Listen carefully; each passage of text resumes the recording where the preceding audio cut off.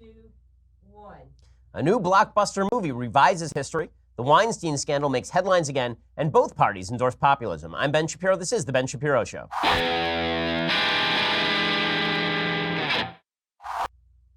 Oh man, hear it here first before President Trump tweets about it. We'll get into the new movie biopic about Neil Armstrong and the controversy springing therefrom. But first, let's talk about the economy. So right now, we could be in the middle of a trade war, or at least a trade war could be launching. Obviously, we are putting tariffs on Chinese goods. The Chinese could be tariffing our goods. They could start unloading our bonds if things get bad enough. That's why you ought to be hedging against inflation and hedging against uncertainty and instability by diversifying at least a little bit with precious metals. Gold is a safe haven against uncertainty. My savings plan is diversified, and yours should be too. The company I trust with precious metal purchases, that's Birch Gold Group. And right now, thanks to a little-known IRS tax law, you can even move that IRA or eligible 401k into an IRA backed by physical gold or silver. It's perfect for those who want to protect their hard-earned retirement savings from any future geopolitical uncertainty. Historically, when the bottom falls out of everything else, gold safeguards savings because it's never been worth zero. Birch Gold Group has thousands of satisfied customers, countless 5-star reviews, an A+ rating with the Better Business Bureau. And right now, contact Birch Gold Group and you get a free information kit on physical precious metals. This comprehensive 16-page kit reveals how gold and silver can protect your savings, how you can legally move that IRA or 401k out of stocks and bonds into a precious metals IRA if that's something you're interested in. To get that no-cost, no-obligation kit, head over to birchgold.com/Ben. That's birchgold.com/Ben. They are the folks that I trust with precious metals investing. Birchgold.com/Ben. Okay, we begin today with a scandal that's not really a scandal, but is at least worth talking about because it does say something about the left's perspective and Hollywood's perspective on America. It is, as they say, one of the reasons President Trump is president. This particular scandal comes courtesy of Damien Chazelle. Now, this makes me sad because Damien Chazelle is one of the best directors working today. He did Whiplash and then he did La La Land, and his new movie looks great. It's a biopic titled First Man about Neil Armstrong, who was the first man to walk on the moon. And this stars Ryan Gosling as Neil Armstrong. But there's one problem. The movie apparently omits the American flag. Why is that a big deal, you say? Because the most crucial moment, the picture that everyone cares about from the actual moon landing, is Neil Armstrong raising the American flag on the moon. This is sort of like doing a movie about the Battle of Iwo Jima and not having the guys raise an American flag. Instead, they just decide to raise an empty flagpole with like an emoji sticker on it or something. Right? It makes no sense at all. It's an iconic moment in American history. But Ryan Gosling, who is Canadian, says that he thinks that Neil Armstrong saw himself more as a world citizen than as an American hero, which makes no sense at all. He says, I think this was widely regarded in the end as a human achievement, and that's how we chose to view it. Well, not by Americans, it wasn't. Not by Americans. It turns out that when America was putting a man on the moon, China, which is the real reason why they're not putting the American flag in this film, is because they're afraid that it'll piss off the Chinese censors, and they want to make sure that the Chinese market goes to see the film, so they've removed the American flag. It's the same reason that long ago, when they made Superman Returns, they omitted truth, justice, and the American way. They turned it into truth, justice, and all that other stuff. Hollywood is really, really afraid of ticking off foreign audiences with all of the America. There's only one problem with that logic, which is that nobody in foreign countries actually cares whether American films promote America, because it turns out America's a pretty freaking amazing place. Like, we put a man on the moon. That's one of the pieces of proof, actually. So Ryan Gosling, Canadian, says, I also think Neil was extremely humble, as were many of these astronauts. And time again, he deferred the focus from himself to the 400,000 people who made the mission possible. Those 400,000 people would have been Americans, by the way, who worked for the American government. He was reminding everyone that he was just the tip of the iceberg, and that's not just to be humble, that's also true. So I don't think Neil viewed himself as an American hero. From my interviews with his family and people that knew him, it was quite the opposite, and we wanted the film to reflect Neil. Alternatively, Hollywood is just catering to foreign audiences, and so they're going to omit the American flag in a blatant attempt to grab Chinese money. But let's be clear. Putting a man on the moon was an American mission. It was not a world mission. It was an American mission. JFK, who announced the original mission to put a man on the moon, when he did this, when he talked about why we would put a man on the moon, he explicitly linked it to America's special role in the world as a provider of freedom. Remember, this is the middle of the Cold War, and there was a lot of talk in those days, like right about this time, about the Russians putting a man into space on the Sputnik satellite. And JFK decided, okay, we're going to fight back against that by actually going far beyond that. We'll put a man on the moon. Putting an American flag on the moon was the point of the endeavor. It wasn't ancillary to the endeavor. It was actually the point of the endeavor. Here's JFK talking about the original moon mission. We choose to go to the moon in this decade and do the other things, not because they are easy, but because they are hard. Because that goal will serve to organize and measure the best of our energies and skills. Okay, and then he explicitly links the mission to, guess what? The American flag. Here's what he had to say about the American flag in announcing this mission. He's talking about this at Rice University. It's a very famous speech, obviously. For the eyes of the world now look into space, to the moon, and to the planets beyond. And we have vowed that we shall not see it governed by a hostile flag of conquest, but by a banner of freedom and peace. So it turns out that the American flag was sort of the point, right? That we didn't want the Russians to be up there on the moon using it as a base. We didn't want the Chinese up there. By the way, at the time that we were actually throwing ticker-tape parades for Neil Armstrong, the Chinese were busy stringing up people who were dissenting from government policy. So the fact that we are now catering to a Chinese government that remains a fascistic dictatorship, the fact that we are catering to that government in order to downplay the role of America, it has a lot to say with the nature of free markets. Free markets are not by nature moral when it comes to who they take into account. Markets are moral only in the sense that they recognize that our property is the fruit of our labor. That's what makes markets moral. But there's nothing that says a free market is moral when it comes to which audience you are catering to.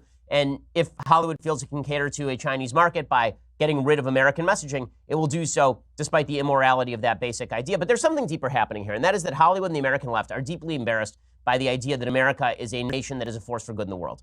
There's a hardcore of the left that believes that America historically, it's the Howard Zinn left, believes that America is historically a force for evil in the world.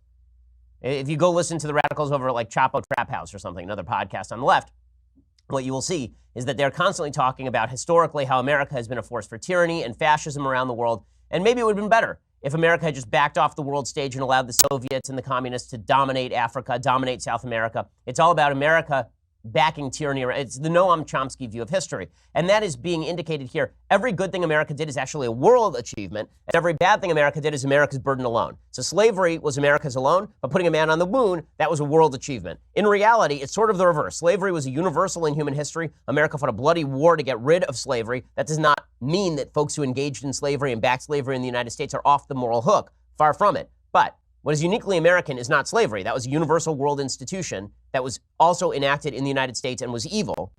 But what is uniquely American is what we did after slavery and the foundations of the country and the Constitution. There are certain things that are unique about America. The left reverses all of these historical truths. Everything that is bad about America, in reality, the vast majority of things that have been bad about America were not unique to America. They were rather universal. And most of the things that are good about America tend to be pretty unique to America and not universal, which is why America's rise is coincident with the greatest reduction in world poverty in the history of mankind. Why America's rise in terms of economic power is coincident with the dramatic decrease in child death, in health problems, even in pollution in the last 20 years. America's been reducing its own pollution by leaps and bounds. The fact is America is a uniquely wonderful place. And because Hollywood doesn't choose to recognize that, they will remove any indicator that anything good that was ever done under American auspices was done under the auspices of that American flag. They will champion people kneeling for the American flag with regard to isolated instances of police misconduct, but they won't put the American flag on the moon. It's more representative of the American flag when there's a bad cop than it is of the American flag when we legitimately expend billions of dollars to put a human being on the moon and put the American flag up there. That's insanity, but unfortunately, that's a pretty prevalent view among a lot of folks on the radical left, and I would say even on the mainstream left. Now, meanwhile, I think it's important to point out some news regarding some of the beloved candidates of the Democratic Party and the left. One of the candidates who is rising fast in the polls is Beto O'Rourke. Beto O'Rourke is running against Ted Cruz for the Senate in Texas, and the polls having him pretty close. I mean, in spitting distance, some polls have him within the margin of error. Democrats are, of course, extraordinarily excited about this. If they could turn Texas blue, then they'd never lose another election. I mean, basically, once Texas goes blue, the country goes blue. Texas is certainly a bellwether state. And what you saw in the last election, it was actually very interesting, is that while President Trump turned Ohio red, and he turned Florida red, and Wisconsin red, and while he turned Michigan red, Texas was trending more blue. He actually won Texas by fewer points, I believe, than Mitt Romney won Texas in 2012, if I'm not mistaken. In any case, Beto O'Rourke was expected to be far behind Ted Cruz in the Texas race. Turnout is going to be very high on the Democratic side, and I think Cruz's camp is worried about O'Rourke in a way that is pretty shocking, given the fact that Texas is a deep red state. It is not a blue state. And the proof is in the pudding. Republicans dominate the state legislature. They dominate the governor's office. They have for years. Beto O'Rourke, though, is being held up as the new face of the Democratic Party. Should Beto O'Rourke win the Senate seat in Texas, there's very little doubt that he would be the frontrunner for the presidential nomination in 2020 from the Democratic side of the aisle. He's of Hispanic origin. He is a pretty good speaker. They're trying to paint him as a sort of Obama-like figure, that he came out of nowhere, and therefore he is somebody who ought to be with a formidable resume. But apparently his campaign has now run into a bit of a speed bump. The speed bump being that he was involved in a DUI 20 years ago and actually apparently tried to flee the scene of the crime. This is according to the Houston Chronicle. U.S. Representative Beto O'Rourke has long owned up to his drunken driving arrest 20 years ago, describing it in a Houston Chronicle op-ed piece earlier this week as a serious mistake for which there is no excuse. Although the arrest has been public knowledge, police reports of the September 1998 incident, when the Democratic Senate candidate had just turned 26, shows more serious threat to public safety than has previously been reported. State and local police reports obtained by the Chronicle and Express News show O'Rourke was driving drunk at what a witness called a high rate of speed in a 75-mile-per-hour zone on Interstate 10 about a mile from the New Mexico border. He lost control and hit a truck, sending his car careening across the center median into oncoming lanes. The witness, who stopped at the scene, later told police that O'Rourke had tried to drive away from the scene. So he was involved in a DUI, allegedly a DUI hit and run after crossing into oncoming traffic. O'Rourke blew a 0.136 and 0.134 on police breathalyzers, which means that basically that he was made of alcohol at that point. That is not a mild drunk driving arrest. That is, you have been drinking incessantly for hours, and then you get in a car and rush into oncoming traffic and then try to flee the scene. This is well above the legal limit. The legal limit in Texas is 0.08, so he's driving almost twice the legal limit. He was arrested at the scene, charged with DUI, completed a court-approved diversion program, and had the charges dismissed. Now, listen, as somebody who's had their license suspended for speeding, I've never driven drunk. I have had my license suspended. I would say that there is a major difference between a speeding ticket or even a DUI where you're pulled over and you blow above the legal limit, and you rush into oncoming traffic, hitting other cars and then trying to flee. That's a significant amount worse. So Beto O'Rourke's candidacy could be in trouble. We'll talk about that. Plus another Democratic candidate who could be in trouble for even more insane reasons in just 1 second. First, do you feel like this year makes you want to take a drink? Do you?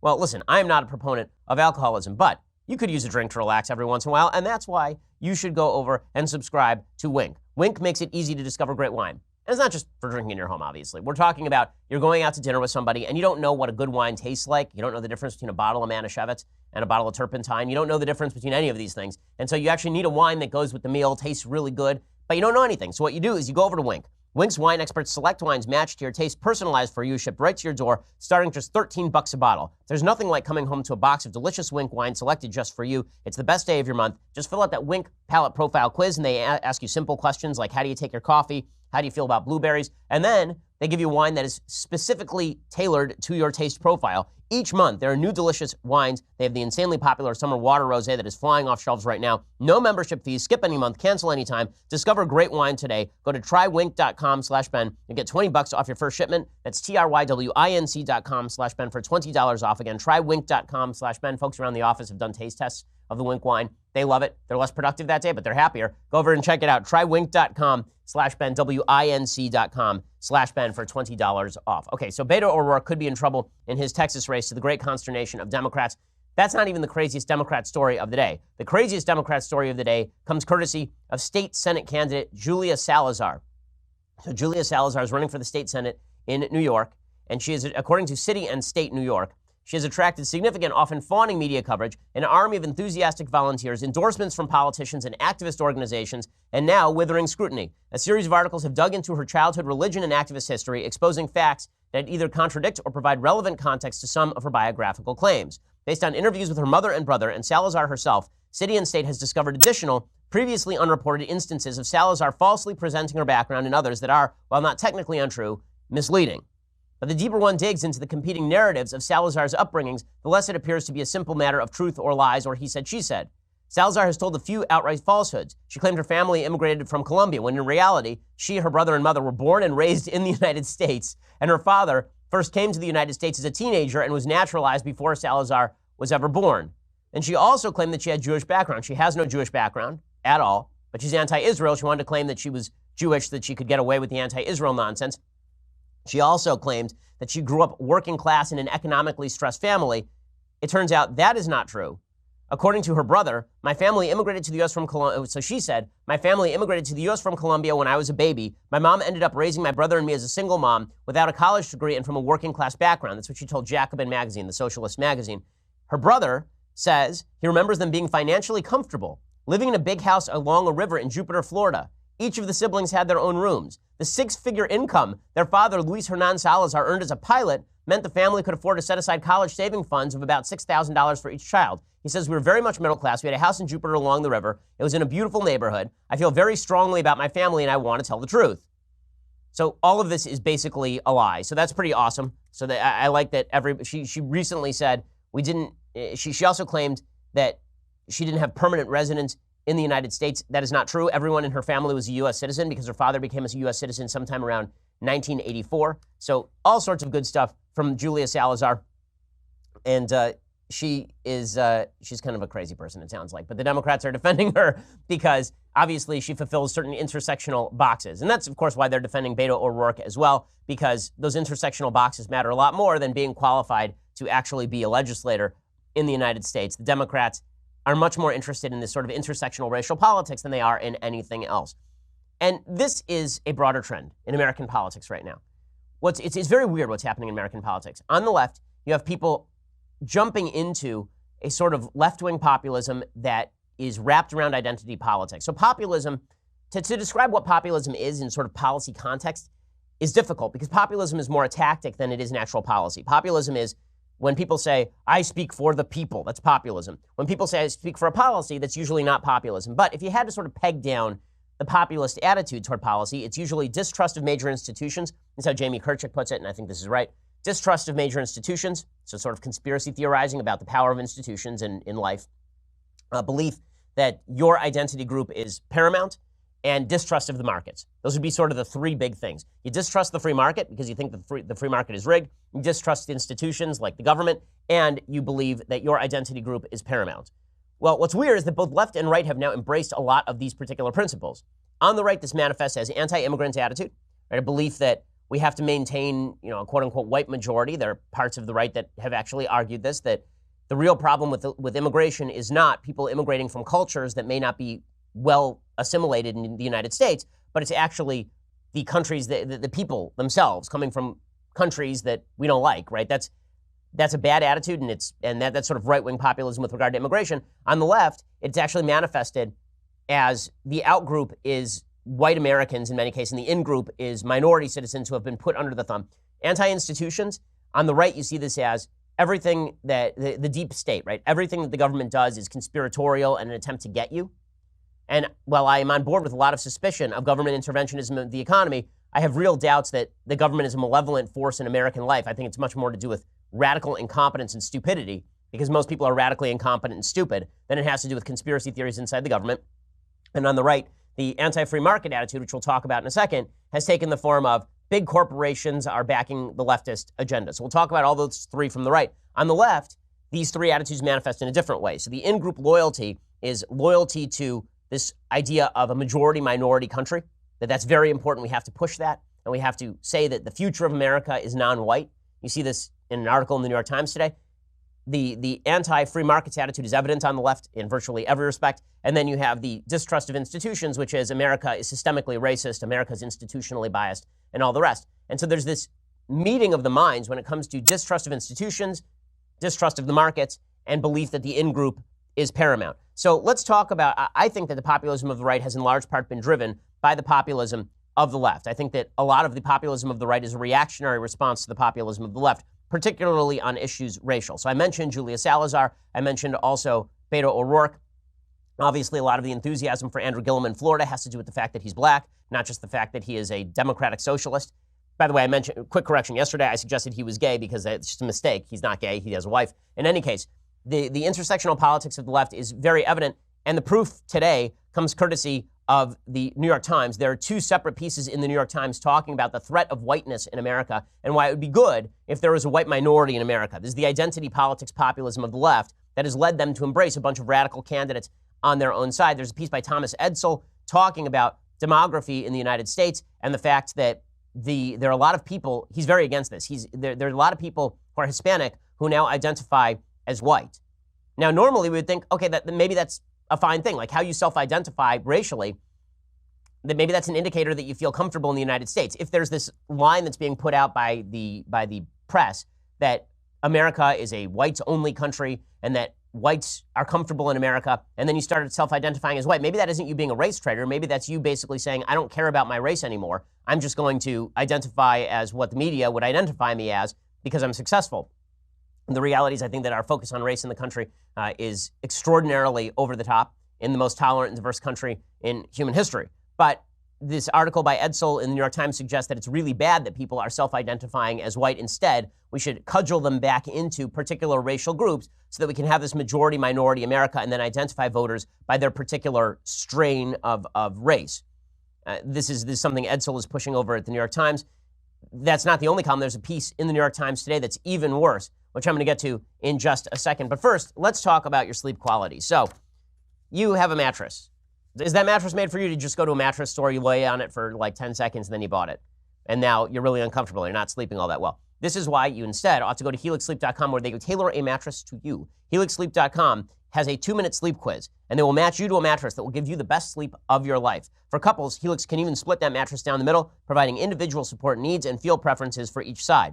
They have a 10-year warranty. You get to try it out for 100 nights risk-free. Right now, Helix is offering up to $125 off all mattress orders. Get up to $125 off at HelixSleep.com/Ben. Again, HelixSleep.com/Ben for $125 off your mattress order. Their mattresses are supremely comfortable. They are luxury mattresses at non-luxury prices. My wife and I took the sleep quiz. They sent us the box. We opened it up, inflated right in front of you. It's good to go. Tossed it on the bed frame, and it's great. It's so good. I actually got a Helix Sleep mattress for my sister for her wedding. She loves it as well. Go check it out right now. HelixSleep.com/Ben. HelixSleep.com/Ben for $125 off your mattress, or use that /Ben so that they know that we sent you. Okay, so the left's populism on race takes the form of identity politics. There's a piece by a person named Pankaj Mishra, who's a contributing opinion writer focused on ideas and politics at the New York Times. The title is "The Religion of Whiteness Becomes a Suicide Cult." And the basic idea is that everything she disagrees with is whiteness.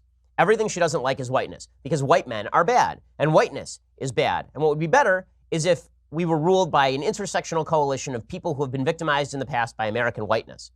So this is what this idiot writes, Pankaj Mishra, who is representative of a serious strain of thought in the left-wing community. White men. An obscure Australian academic named Charles Henry Pearson predicted in his 1893 book, National Life and Character, a forecast would be elbowed and hustled and perhaps even thrust aside by people they had long regarded as their inferiors, black and yellow races. China in particular would be a major threat. Pearson, prone to terrors of racial extinction while living in a settler colony in an Asian neighborhood, thought it was imperative to defend the last part of the world in which the higher races can live and increase freely for the higher civilization. His prescriptions for racial self-defense thunderously echoed around the white Anglosphere, the community of men with shared historical ties to Britain. Theodore Roosevelt, who held a complacent 19th century faith buttressed by racist pseudoscience that non-white peoples were hopelessly inferior, reported to Pearson the great effect of his book among all our men here in Washington. In the years that followed, politicians and pundits in Britain and in settler colonies of Australia, Canada, and the United States would jointly forge an identity geopolitics of the higher races.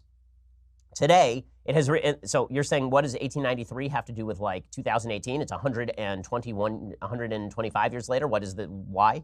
Well, let Pankaj Mishra explain. Today, this ideology has reached its final and most desperate phase, with existential fears about endangered white power feverishly circulating once again between the core and the periphery of the greatest modern empire. The fundamentalist question of our time is whether the West has the will to survive, President Trump said last year in a speech hailed by the British journalist Douglas Murray, the Canadian columnist Mark Steyn, and the American editor Rich Lowry. More recently, Mr. Trump tweeted falsely about large-scale killing of white farmers in South Africa, a preoccupation deepened by Rupert Murdoch's media of white supremacists around the world.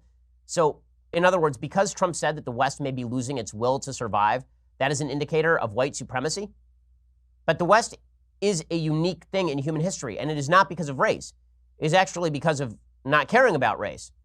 The West was shaped by a couple of cultural forces, Judeo-Christian values and Greek reason. None of them are exclusive to race. I mean, Augustine was from North Africa. Right? The idea that everybody who is a part of Western civilization was of one race, there were legitimate racial battles between like Italians and between the Irish and the British.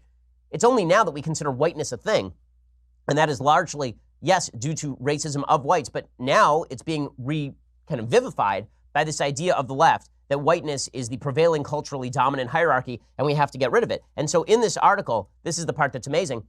This author basically connects whiteness to every conservative idea. So if you're a conservative, this means that you're an advocate of whiteness, which means that we need an identity politics of the left. We need a populist identity politics of the left to fight the white overstructure.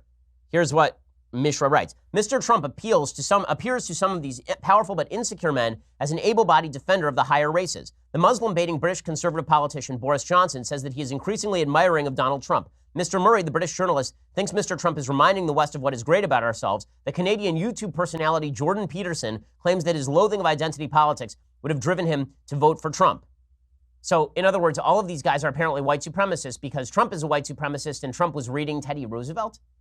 I find all of this highly doubtful, but it's this identity politics of the left that has driven the left into a populist area with regard to race. Now, they're obviously in a populist area with regard to opposition to free markets. Bernie Sanders represents that side of the party. And then finally, you have the Democrats embracing this distrust of institutions, the idea that all of our institutions are riddled with corruption and evil and therefore must be torn down from the inside. This has been matched on the right by the rise of a sort of comparative populism. This looks a lot more like European politics, by the way. Far-right politics in Europe look a lot like what's happening on the populist right here in the United States, which is big government, but distrust of big corporations, anger at immigrants, and a belief that free markets are corrupt inherently. And we're starting to see that, on the right, and it's disquieting. I don't like it on the left. It's really ugly on the left, and I think the reactionary right is doing some of the same stuff. As an example, President Trump yesterday was giving a speech in which he was talking about the quote-unquote old, corrupt, globalist ruling class. Now remember, President Trump is the president of the United States. He is the head of a government that has Republicans in charge of the House and the Senate. The executive branch is incredibly powerful.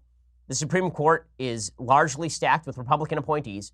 And yet here he is railing against the idea of this old, corrupt, globalist ruling class, which is the populist language of distrust of institutions and free markets. This sort of populism is anti-classical liberalism. It is. When he says globalist ruling class, I'm not sure what he means. He's very unclear about this terminology, but it perpetuates this myth that people are losing their jobs because there's a cabal of people in power on the coast who are attempting to remove jobs from people in the middle of the country and send them to China, which is not actually accurate. Free trade policy is not responsible for the vast majority of job loss in the United States. Free trade policy is really involved with the vast majority of growth in the United States. Technological progress is what has created job loss in manufacturing for the most part, because manufacturing output is the same as it's ever been for the last 30 years. And here's President Trump going off on the old globalist ruling class, which sounds a lot like Bernie Sanders, frankly. The so-called resistance is mad because their ideas have been rejected by the American people. They're the old and corrupt globalist ruling class that squandered trillions of dollars on foreign adventures. I mean, that foreign adventures language, that's like Ron Paul, Bernie Sanders stuff, right? The idea that we've squandered money on foreign... We are still involved, by the way, in a war in Afghanistan. The President of the United States has spent an enormous amount of money on the military, as he should. But this populism of the right, which is rising to meet a populism of the left, is not good. The best indicator of this last night was Tucker Carlson, who's very into a lot of this populist rhetoric. Now, I think Tucker's a really talented host. I think Tucker has a lot of intelligent things to say. But here he was yesterday, legitimately repeating Bernie Sanders' talking points to go after Amazon. Now, going after Amazon has become a preoccupation since President Trump decided particular corporations are worth targeting. Amazon is a fine American corporation that provides literally hundreds of thousands of jobs across the country, keeps other businesses in business because you can sell your product via Amazon. I've never understood the attacks on Amazon. It doesn't make any sense to me. Bernie Sanders' attacks on Amazon have been that Amazon doesn't pay its workers enough. But the reality is that Amazon pays the workers what they are willing to accept because no one is being forced into a job. The chief reason that Amazon, like a lot of major corporations in the United States, doesn't pay very much to its workers is because, number one, they don't have to, right? Supply meets demand in the labor market as well. And second, because the government provides an enormous amount of aid in the form of food stamps and welfare programs to supplement the income that people are earning from corporations like Amazon. If you actually want Amazon's pay rates to go up, all you have to do is remove a lot of these government subsidies, and then Amazon will start paying higher wages because no one can accept a job that is not a quote-unquote living wage. You hear this phrase a lot from the left. A living wage. Amazon's not paying a living wage. Well, by definition, Amazon is paying a living wage or you would be dead, right? Any wage that you choose to accept is by definition a living wage, because if you were dead, you couldn't accept it, or if it were going to kill you, you couldn't accept it. What you mean is that it's a wage you don't like, but the worker likes it enough to take it. So here's Tucker Carlson, nonetheless, using the same populist rhetoric as Bernie Sanders, again, not trusting free markets because it's more important to distrust institutions and therefore call for a sort of bizarre centralized government control. It's certainly enough to pay his employees well, but he doesn't. A huge number of Amazon workers are so poorly paid, they qualify for federal welfare benefits. According to data from the nonprofit group New Food Economy, nearly 1 in 3 Amazon employees in Arizona, for example, was on food stamps last year. Jeff Bezos isn't paying his workers enough to eat, so you made up the difference with your tax dollars. Next time you see Jeff Bezos, make certain that he says thank you. Okay, it's actually the opposite. Jeff Bezos is not paying those people because they are on, and paying them less because they are on welfare. The welfare exists, and therefore he is paying them less. That's just the way markets work. Again, if there's a subsidy, more people are going to be on that subsidy, and you are subsidizing the business on the other end. The reason that I bring all of this up, really, is because I think that we're moving toward a darker time in American politics where certain basic principles of classical liberalism are going by the wayside. There are inherent contradictions in the populist ideology and philosophy. These inherent contradictions are pretty simple. Let's say that you're an in-group. You trust the members of that in-group. That's an institutional in-group, but you don't trust institutions. So why is it that you trust your in-group, but you don't trust institutions? That doesn't make any sense. You don't trust free markets, but you also don't trust the institutions that are there to restrict the free markets. So who do you trust? Which is why populism basically ends up being a lot of empty sloganeering and fulmination about problems without any real solutions. But I guess that angry fulmination has become the culmination of our politics. And then the most irritating part is that we have politicians who engage in this sort of crap on a regular basis and then gloss over it the minute that it rears its ugly head. In a second, I'm going to talk about that. But first, you're going to have to go over to dailywire.com. For $9.99 a month, you can subscribe to Daily Wire. That means you get the rest of this show live, the rest of Klavan's show live, the rest of Knowles' show live, and be part of our mailbag today. Get your questions answered right now when you subscribe and write in live. So go check that out. Also, you get the annual subscription. It's cheaper. You get this as well, the Leftist Tears hot or cold tumbler. You will love it. You will enjoy it. You will treasure it. When you are buried, when you die and you're buried, you will actually want this in your coffin, or alternatively, you'll want your ashes stored in it. It's that great. Go check it out, the Leftist Tears hot or cold tumbler. Subscribe over at YouTube or iTunes. We have some pretty good stuff coming up on the Sunday special. This week, it is Professor Ed Fazer talking about the logical and Aristotelian proofs of God's existence. So that's deep stuff. Go check that out right now. We're the largest, fastest growing conservative podcast in the nation.